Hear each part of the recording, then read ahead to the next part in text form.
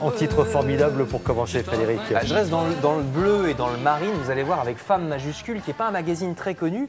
C'est pourtant un excellent magazine, c'est pour les femmes élégantes, on va dire, c'est-à-dire les femmes qui n'ont pas envie de ressembler aux Lolita anorexiques qu'on montre dans la plupart des magazines, mais pas non plus à des dames snobs, parce qu'il y a un juste milieu.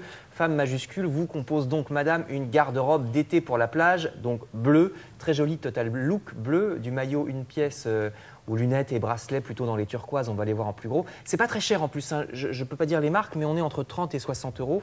Et puis, dans le même esprit, c'est un magazine qui ne met pas en photo des mannequins qui ont 18 ans et demi, mais des vraies femmes très jolies, vous voyez, sans pour autant être déguisées en palette de peinture. Donc, bravo, Femme majuscule. Et puis, on reste dans la beauté, mais la beauté architecturale. Alors, je vous emmène à la Grande Motte avec le magazine AD Décoration. Vous allez me dire, la Grande Motte, c'est plutôt considéré d'habitude comme une ville moche, un peu ratée. Eh bien, pas forcément. Regardez ces belles photos. Je ne sais pas si c'est le talent du cadrage, mais ça a un petit air de ville futuriste. Alors, comme on les voyait dans les années 70, certes, mais le journal rappelle aussi que c'était un marécage putride auparavant, infesté de moustiques. Donc, tout n'est pas tout blanc, tout n'est pas tout noir. L'architecte de la Grande Motte s'appelait Jean Balladur, cousin de l'autre. Son idée était de démocratiser les vacances. On est en plein boom économique des années 60, donc il faut des vacances pour tous. Chantier commencé en 67 avec un urbanisme qui va essayer de séparer la circulation auto de celle des piétons, aussi de faire en sorte qu'on ne voit pas les autres immeubles quand on regarde par sa fenêtre. Et 70% de la surface est constituée d'espaces verts. Alors le problème, comme toujours, c'est la maintenance au fil du temps, qui n'est pas toujours très bien assurée. Notamment, Balladur voulait que tout soit blanc pour rester dans le style régional. Ce n'est pas toujours respecté aujourd'hui.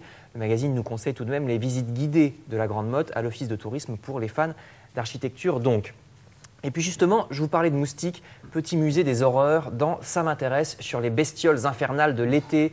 Alors il y a ceux qu'on connaît bien, comme le moustique, la méduse, la guêpe. Vous remarquerez dans le coin à chaque fois un outil qui est dessiné. C'est pour expliquer comment la sale bête nous pique. Ça peut être des aiguilles, des harpons, des pinces, etc. Charmant portfolio, vous voyez. Également l'auta, l'oursin, le scolopendre, je ne sais plus si on dit le ou la scolopendre, le scorpion ou l'araignée. En tout cas, c'est en gros plan, quelle chance. Dans Ça m'intéresse. Chouette. On va donc rester chouette, on va donc rester avec des personnages pas sympathiques du tout. C'est le hors-série La Crime, édité par Le Point.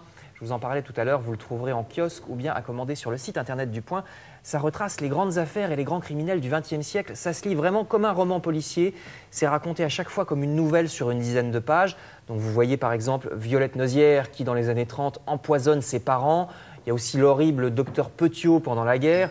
Ou bien des affaires moins connues comme celle d'un sombre assassinat dans le milieu de la bijouterie en 1928. Mais c'est cette affaire-là qui a permis à Simenon de créer le personnage du commissaire Maigret, inspiré de ce monsieur, le commissaire Marcel Guillaume, que voici, qu'il avait invité à la Crime pour suivre l'enquête. Et c'est les 100 ans cette année de la brigade criminelle qui a été créée en 1912. Et si tout ça vous semble vraiment trop effrayant, eh bien emmenez plutôt sur votre île déserte. Vous irez vous ressourcer en vacances. Caraïbes Magazine que voici avec ses superbes photos de Guadeloupe, prise près de la rivière Grosse Corde. Le dossier s'appelle Aux portes du paradis et le titre est parfaitement mérité. Voilà, et même si vous ne partez pas, justement, vous procurez ce magazine et ça vous fera rêver. Merci beaucoup, Frédéric. Merci, on va aller voir Olivier.